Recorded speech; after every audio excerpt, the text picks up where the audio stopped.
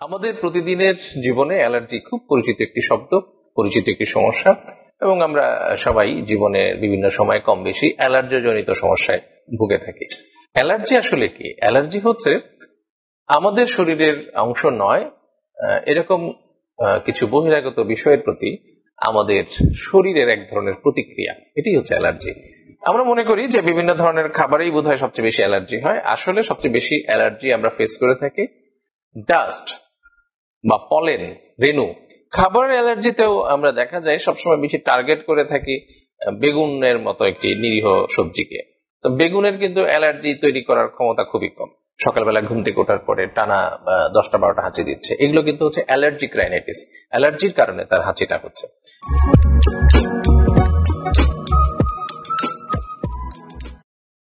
প্রিয় বন্ধুরা, কেমন আছেন আপনারা? স্বাগত জানাচ্ছি ডক্টর গুলজার হেমাটোলজি কেয়ারের স্বাস্থ্য বিষয়ক আলোচনায়।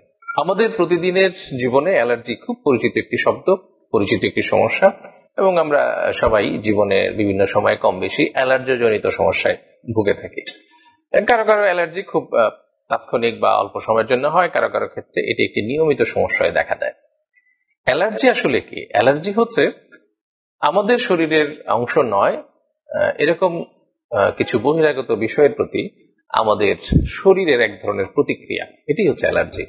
আমরা মনে করি যে বিভিন্ন ধরনের খাবারেই বোধহয় সবচেয়ে বেশি অ্যালার্জি হয়। আসলে সবচেয়ে বেশি অ্যালার্জি আমরা ফেস করে থাকি ডাস্ট বা পলেন, রেণু। রেণু খুব বেশি কমন, বিভিন্ন ধরনের ফুলের রেণু, সেগুলোতে কিন্তু বাতাসে ভেসে বেড়ায় এই রেণুগুলো। এগুলো কিন্তু আমাদের শরীরে অ্যালার্জির একটি বড় কারণ। তারপর হচ্ছে ডাস্ট বা ধুলা। আমাদের বাসা বাড়িতে ধুলা জমে, আমাদের ফার্নিচার গুলোতে ধুলা জমে, আমাদের পর্দায় ধুলা জমে। এই ধুলাগুলো, বা আমাদের রাস্তাঘাটে তো ধুলা আছেই, এই ধুলাগুলো আমাদের অ্যালার্জি তৈরি করে আমাদের শরীরে। আমাদের শরীর এদের এগেনস্ট এক ধরনের প্রতিক্রিয়া দেখায়, এটাই হচ্ছে অ্যালার্জি। তারপর হচ্ছে যে পেট, বিভিন্ন ধরনের পোষা প্রাণী, আমরা প্রাণী পুষি, তাদের শরীরে ফার গুলো আছে, যে লোম গুলো আছে, সেগুলো কিন্তু এক ধরনের অ্যালার্জেন হিসেবে কাজ করে, এবং আমরা কিন্তু সেসবে আমাদের শরীর প্রতিক্রিয়া দেখায় এবং আমাদের নানান ধরনের অ্যালার্জিক উপসর্গ দেখা দেয়। মাইটস, এটা এক ধরনের জীবাণু, সেটাও কিন্তু আমাদের বাসা বাড়িতে থাকে, এবং এখানেও কিন্তু আমাদের এক ধরনের অ্যালার্জি হয়। তারপরে আসে ফুড অ্যালার্জির কথা, খাবার অ্যালার্জি। খাবারের অ্যালার্জিতেও আমরা দেখা যায় সবসময় বেশি টার্গেট করে থাকি বেগুনের মতো একটি নিরীহ সবজিকে। তো বেগুনের কিন্তু অ্যালার্জি তৈরি করার ক্ষমতা খুবই কম, খুব বেশি না। কিন্তু আমরা সবসময় বলি কি যে বেগুন খেয়ে খুব চুলকায়। তো এটা আসলে অনেক সময় আমাদের এক ধরনের ওই যে বেগুনটা খেতে গিয়ে আমাদের একটু জিহ্বায় এক ধরনের অনুভূতি হয়, সেটার কারণে হয়তো এটা মনে হতে পারে যে কোনো কারণে বেগুন আমাদের একটা টার্গেটে পড়ে গেছে আর কি। তবে আসলে খাবারের অ্যালার্জি সবচেয়ে বেশি হয় হচ্ছে হাই প্রোটিন যে ডায়েট গুলো আছে সেগুলোতে। বিশেষ করে যে আমরা অনেক সময় ক্র্যাব খাই, চিংড়ি মাছ খাই, এগুলোর যে শেল গুলো আছে এগুলো কিন্তু হাই প্রোটিন। গরুর মাংস অ্যালার্জি হতে পারে। তারপরে বিভিন্ন ধরনের শুটকি মাছ আছে যেগুলো হাই প্রোটিন ডায়েট, এগুলোতে কিন্তু অ্যালার্জি বেশি হয়। তারপরে ডিমে কিন্তু অ্যালার্জি হয়। এটা বিশেষ করে যে মানে হাঁসের ডিমে অ্যালার্জি হবে এরকম না, হাঁসের ডিম মুরগির ডিম দুটোতেই হতে পারে। তারপরে গরুর দুধে অ্যালার্জি হয়, গরুর মাংসে তো অ্যালার্জি হয়, মানে গরুর দুধেও অ্যালার্জি, বরং গরুর দুধে অ্যালার্জির পরিমাণটা বেশি হয়ে থাকে। এছাড়া গমেও কিন্তু অ্যালার্জি হয়, সয়া এগুলোতে অ্যালার্জি হয়, পিনাটস, বিভিন্ন ধরনের বাদাম, এগুলোতে অ্যালার্জি হতে পারে। তবে কার কোনটাতে অ্যালার্জি হয় সেটা কিন্তু আসলে ভ্যারি করে। মানে আমি যেগুলো বললাম কমনলি, মোস্ট কমনলি, তবে কার কোনটাতে হবে সেটা কিন্তু ভ্যারি করে, ম্যান টু ম্যান ভ্যারি করে। তো অ্যালার্জির আসলে ইয়েগুলো কি, সিমটমস গুলো কি, বা আমরা অ্যালার্জি আসলে বলতে কি বুঝি? অ্যালার্জির সিমটমস বা লক্ষণগুলো হচ্ছে যে ধরেন আমরা কিন্তু মনে করি যে অ্যালার্জি মানে হচ্ছে যে গা চুলকাবে, চাকা চাকা হয়ে যায়, লাল হয়ে যায়, এটাই হচ্ছে অ্যালার্জি।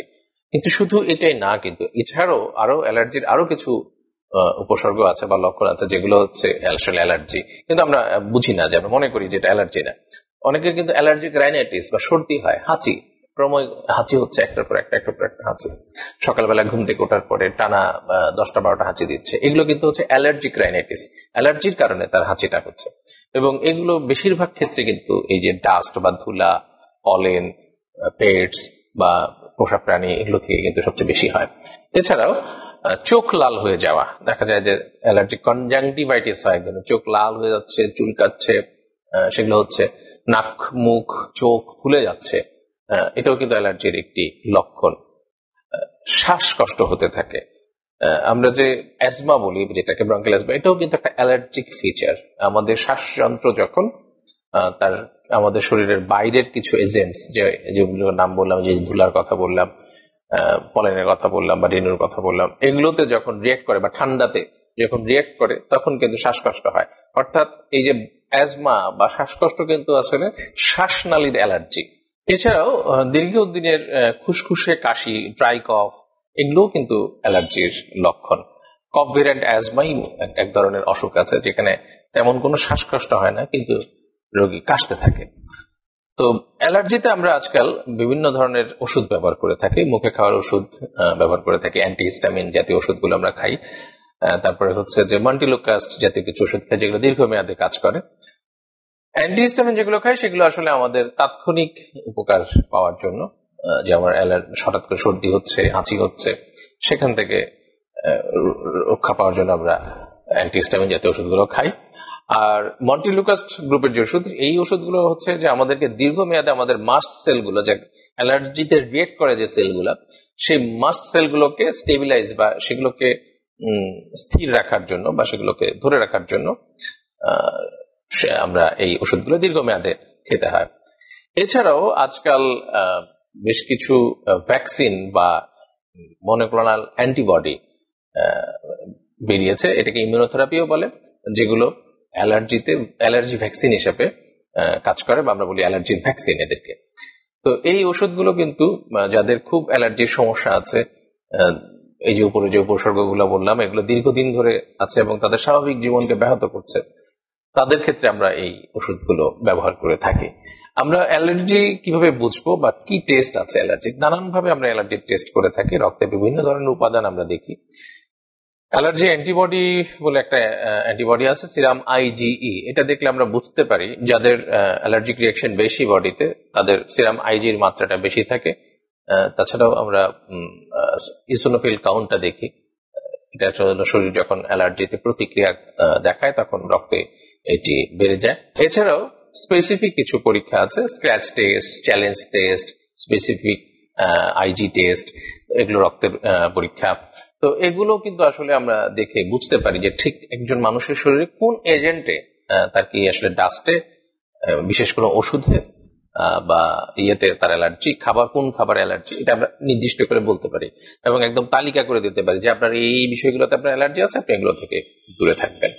অ্যালার্জির চিকিৎসা এখন আগের থেকে অনেক বেশি আপগ্রেড হয়েছে এবং রোগীরা এখন আগের থেকে অনেক বেশি অ্যালার্জি নিয়ন্ত্রণ করে স্বাভাবিক সুস্থ জীবনযাপন করতে পারছে। অনেক সময় আমরা পুরোপুরি অ্যালার্জি রোগীদেরকে পুরোপুরি ভালো করে ফেলতে পারি, আবার অনেক সময় দেখা যায় যে দীর্ঘমেয়াদী ওষুধ খেয়ে অ্যালার্জিকে নিয়ন্ত্রণ করে রাখা হচ্ছে। তাই অ্যালার্জির সমস্যা থাকলে এবং উপরে যে উপসর্গগুলোর কথা বললাম, এগুলো থাকলে আপনারা বারবার যদি এই সমস্যাগুলোতে ভুগতে থাকেন, তাহলে আপনারা দ্রুত চিকিৎসকের পরামর্শ নেবেন এবং সুস্থ জীবনযাপন করবেন।